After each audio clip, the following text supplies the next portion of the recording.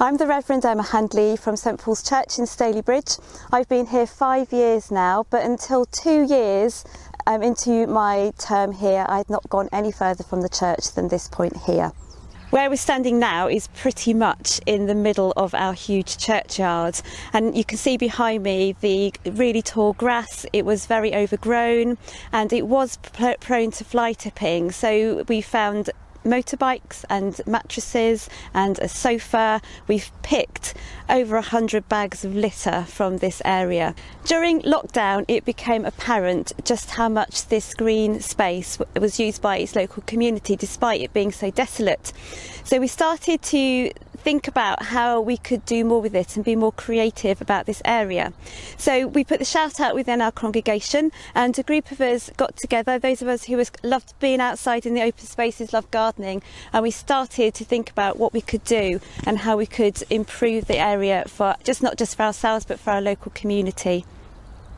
And then we heard about the City of Trees, a Manchester-based charity whose vision was to plant woodland areas over the north of England. And here's one of our 620 saplings.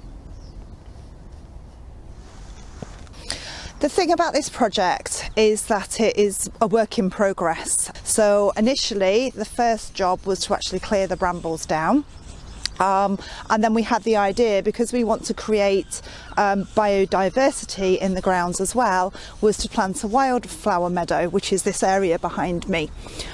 So last year our congregation kindly donated these wildflower seeds and we scattered them, and as years go by they will multiply and become a beautiful flowering meadow.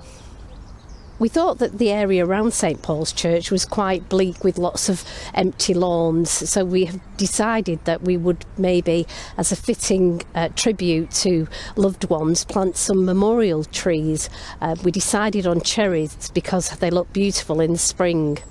Although this project was born out of the pandemic of 2020, it seems very fitting now that the cherry trees have actually been planted in 2022, which is the Queen's Jubilee year, and we have now signed up to Queen Elizabeth II's green canopy. This whole project has been one where the church came out of its building into the grounds around it and started to engage with the grounds itself, but also with its local community. Other churches may not have such big churchyards as ours, which it was a huge undertaking and still is, but every church will have its own area that may need to be transformed and rejuvenated. And this whole project has just demonstrated to us as a church the importance of being outside, of engaging with our communities, and we've been blessed by the generosity and kindness and engagement with people who don't come to our church but have got involved with it. So I would encourage you not to be daunted by those grot spots within your own local community, but to dream dreams about how they can be transformed and the message that sends to the community around the church itself.